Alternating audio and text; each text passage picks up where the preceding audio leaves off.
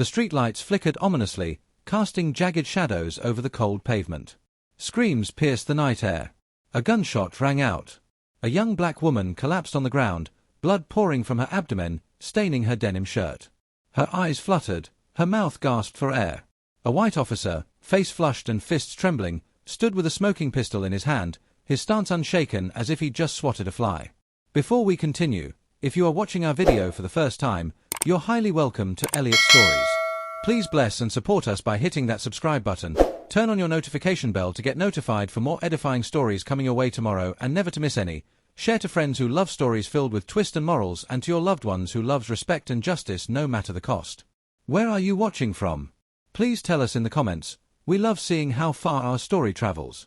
Also endeavor to stay till the end of this video because there's a little special package for you that you don't want to miss. Now, to our unique constant viewers, our high esteemed subscribers, lovely new viewers and our first-time subscribers, thank you for being the root of our tree. The officer's name was Officer Bradley Timmons. He had a record, not on paper, but in reputation. Always rough, always suspicious when it came to black drivers. Tonight was no different. He had pulled over a young woman named Angela Cooper for a minor traffic violation. She had done nothing wrong. But Angela's mistake, one she couldn't have predicted, was being the sister of a man the government feared more than enemies in combat.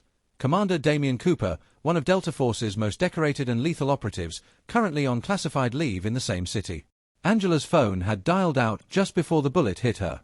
Her brother Damian answered. All he heard was her pleading voice, then a gunshot, and silence. Within seconds, Damian's military instincts kicked in. He tracked the location using encrypted GPS and was already moving while most people were still reacting to the incident. At the scene, chaos unfolded. Civilians pulled out phones, some screamed, others froze. Officer Timmons was shouting commands, his hands still trembling slightly now that reality was catching up. He never checked if Angela was armed. She wasn't. He never asked for her license. He just assumed. Damian arrived in under 10 minutes. Not in military gear, not with a convoy, but as a brother. The pain on his face was raw. He saw her body, motionless, surrounded by flashing lights and cops more focused on crowd control than medical aid. A young female EMT whispered, "She's still breathing, but barely." He knelt beside her, his calloused hand brushing her cheek. "Hold on, Angie. I'm here. You're gonna be okay." Officer Timmons walked over casually, face devoid of remorse. "Sir, you need to step back." Damian rose slowly. "Did you shoot her?" She reached for something. "I feared for my safety," Timmons replied, robotic. "Did you find a weapon?" Silence. "I asked you a question." Another officer stepped in. "We'll investigate everything, sir. But please let the EMTs work." Damian nodded, then pulled out a card from his wallet. The officer glanced at it, eyes widening. He stepped back instinctively. Damien Cooper was not a name you toyed with. News spread quickly. The media picked it up as another case of police overreach. But what no one knew was that Damien wasn't just going to wait for justice. He knew the system. He'd seen justice delayed, denied, and buried under red tape. Angela survived, but she remained in critical condition for days. Damien spent those days watching, waiting. Not out of revenge, but to ensure the truth wasn't erased. He began pulling surveillance footage from nearby businesses, called in favors from friends in intelligence. He built a case, airtight and undeniable. Behind the scenes, Officer Timmons was being protected. Internal affairs slowed the investigation. The body cam footage was inconclusive. But Damien was 10 steps ahead. He released the gas station footage online, showing Angela with her hands up, no sudden movements. The public erupted. Protests began. Peaceful but powerful. Angela became a symbol. Damien.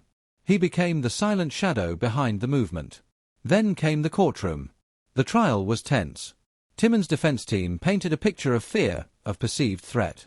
Damien took the stand with composure, wearing his Delta Force pin. He recounted his sister's character, her dreams, and her fear of being profiled. Then, like a master strategist, he laid out the evidence. Footage. Forensics. Witnesses. The jury deliberated for 6 hours. Guilty, on multiple counts, including attempted manslaughter and falsification of police reports. Timmons was sentenced to 15 years without parole. But the story didn't end there. Damien didn't vanish back into shadows. He launched a non-profit in Angela's name, training young people in legal rights, self-defense, and community leadership. He worked with police departments on bias training. He spoke at conferences, to crowds and leaders alike. The man trained to kill had chosen to build. Angela eventually recovered. Her smile, though faded at first, returned. She walked again, spoke again, and the first place she visited was the youth center her brother built. "You didn't just save me," she told Damian, hugging him, "you saved so many more." The story echoed across the country. A tale not just of tragedy, but of transformation. Of a man who had every reason to seek vengeance but chose justice. Of a community that turned pain into purpose. Moral lesson: justice must not be color-coded. Prejudice wears a uniform, but it can be stripped. Society must never excuse fear as a justification for brutality.